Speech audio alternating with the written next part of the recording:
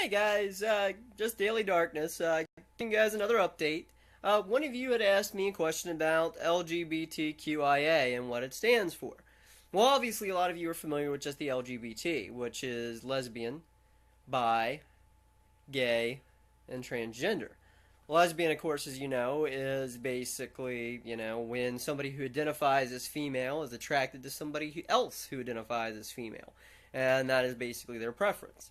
Bi, of course, it doesn't matter, how that person identifies, nor does it matter who they basically are dating or attached to.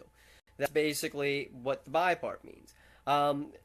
Gay, obviously, somebody who identifies as male is attracted to other people who identify as male.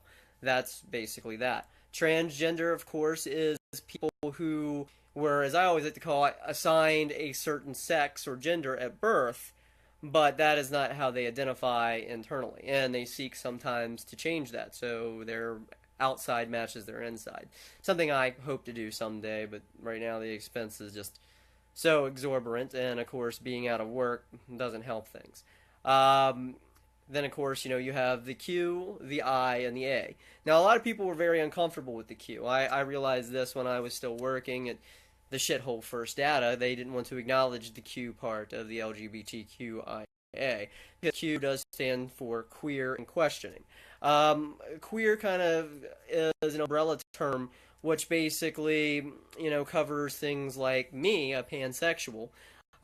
Basically, your pansexuals, your polyamorouses, things of that nature, which don't fit underneath your standard typical guidelines of LGBTQ, LGBT altogether. The Q, in and of itself, like I said, queer or questioning, like you're not sure, or basically you don't fall into those ranges and gender. So queer is kind of an umbrella term, and that's why it's there. Connection's kind of acting up here, so I might repeat myself. I'm going to try to move closer to the internet router, and that might help. But the thing of it is that's what that means.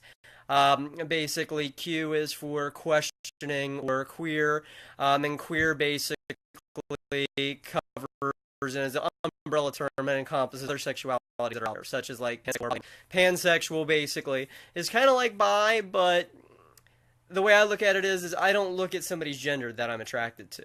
Don't get me wrong, I find Chris Hemsworth extremely hunky, but I also find Reese Witherspoon rather hunky as well. But when it comes to picking a mate, it's all about their personality. I mean, they could look like a frigging cement truck, and as long as they had a great personality, I'd be okay with it.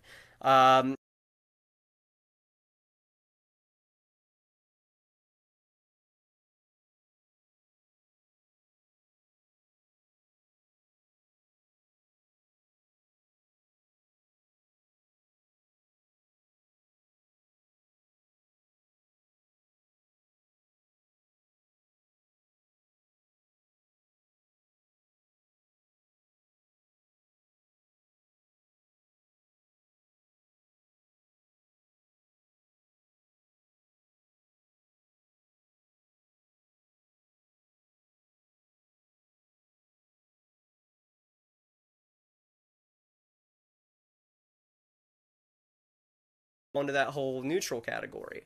And then, of course, like I said, asexual is people who's just not interested in sex at all. Some people just have no sexual appeal.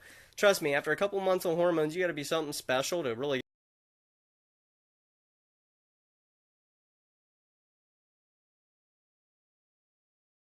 Sorry, guys, lost connection there.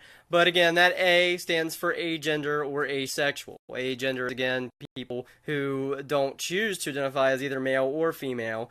Kind of similar to intersex, but not quite. They just are kind of neutral.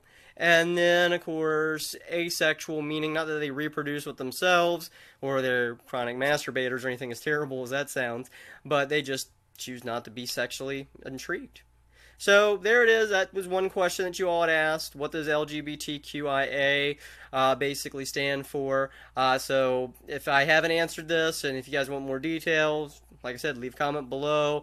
You guys can always comment on those social media with a pound ask Sasha Dark. I know a lot of you guys like to call that how a hashtag, but it's a pound. Pound ask Sasha Dark. Anyways, I love you guys. I'll talk to you here in a little bit later. Love you.